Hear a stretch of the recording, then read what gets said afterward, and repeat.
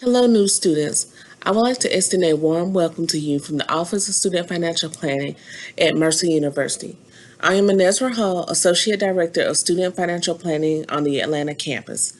Our office serves as your advocate, and we play an important role in helping you develop a financial plan for funding your education. In this brief presentation, I will share information with you about ways to pay for your education. Specifically, I will address the three questions: what can I get, how much can I get, and when can I get it? The first step is to submit an application to determine eligibility. For federal aid, you will need to complete the FAFSA application, which is the free application for federal student aid. For state aid, you will complete GSF apps through the Georgia Student Finance Commission. The FAFSA application for the new academic year is made available on October 1st each year. To complete a FAFSA, you will need to go to fafsa.ed.gov. You will need to create an FSA ID to begin the process of logging in and completing your application. Be sure to include Mercer University as a college institution to receive the results of your FAFSA. Our school code is 001580. So what types of financial aid can you get? You may be eligible for scholarships, grants, loans, and work-study awards. Most students are typically eligible for federal direct loans, which consist of direct subsidized and direct unsubsidized loans. There is a notable difference between these two loan types. For direct subsidized loans, the Department of Education will pay the interest that accrues from the beginning of the loan up to the point in which a student is enrolled at least half-time. On the other hand, for the direct unsubsidized loan, interest accrual begins at the birth of the loan and is the sole responsibility of the student and is to be paid by the student upon entering repayment. Parents of dependent students may apply for a Parent Plus loan. This loan has a fixed interest rate for the life of the loan at 5.3%.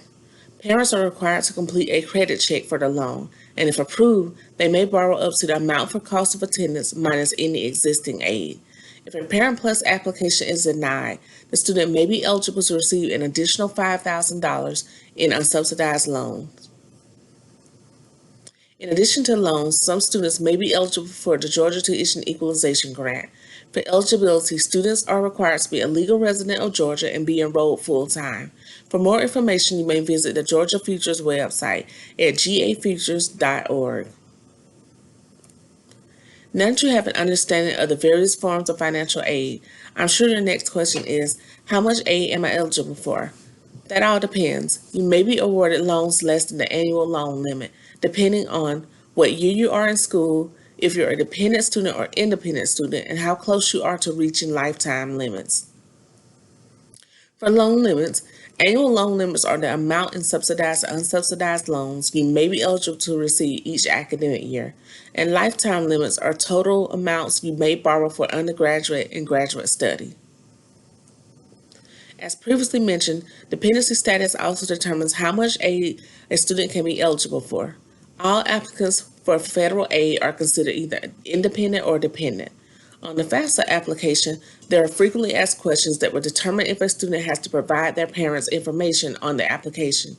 If you answer yes to any of these questions, then you may be an independent student and may not be required to provide parental information on your FAFSA. If you answer no to all questions, then you may be required and consider a dependent student and may be required to provide parental information on your FAFSA. Once you have submitted your FAFSA application, our office will review and package any awards you are eligible for. You may view your award letter via your My Mercer account. Also, be sure to complete any outstanding requirements and upload any required documents to your My Mercer account. Also, you may be required to complete entrance counseling or to sign a master promissory note, which you can complete these requirements on studentaid.gov.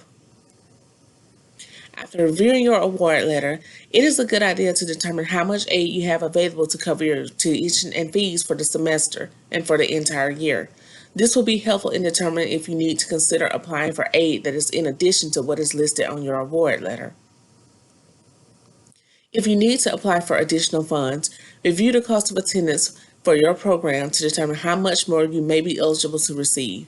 The cost of attendance is the estimated annual cost of attending a particular college or university. We use the cost of attendance to help us determine a student's eligibility for all forms of financial aid. The total of all awards cannot exceed the amount for cost of attendance. Please note, the cost of attendance does not equal your bill, but it is a very realistic estimation of expenses that can be used by the student for personal budgeting purposes. The cost of attendance consists of both direct and indirect costs. Direct costs are fixed costs to include tuition and fees, while indirect costs are things such as books, supplies, room and board, transportation, loan fee allowances, and other miscellaneous expenses. If you need to fill the gap for tuition and fees that are not covered by federal loans, scholarships, or grants, you may consider exploring private student loan options. You can begin your search through Fast Choice, an online database that provides information about private loans in a convenient way where you can easily compare interest rates, benefits, terms, and fees for loans. Keep in mind that payment is due before the first day of class, meaning you will need to remit the full payment, enroll in a payment plan, or secure private loan funding. Students will be dropped from courses if their account is unpaid, so I want to emphasize the importance of paying your account timely. You may be wondering, when are funds scheduled to disperse to my account? Funds are usually scheduled to disperse at least 10 days after the start of class each semester. Refunds are typically received 7 to 10 business days after financial aid posted to your My Mercer account.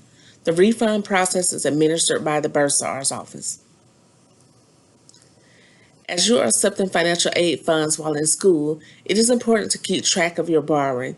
You can track your borrowing at studentaid.gov to find information about loan repayment, how much you owe, and who your loan servicers are.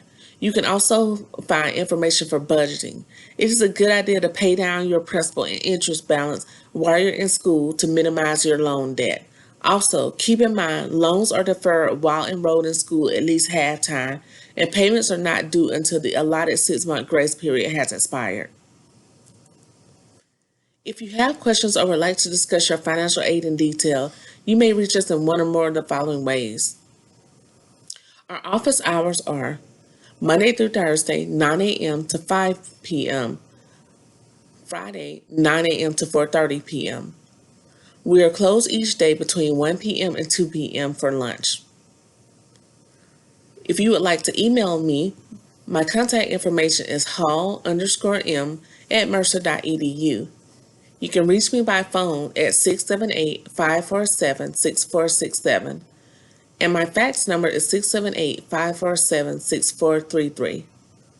You may also book a virtual, phone, or in-person appointment, and please visit our website for instructional how-to guides that will assist you in navigating financial aid. That concludes our presentation. Congratulations to each of you with accomplished admission into the ABSN program. I wish you much success in your time here at Mercer. Thank you.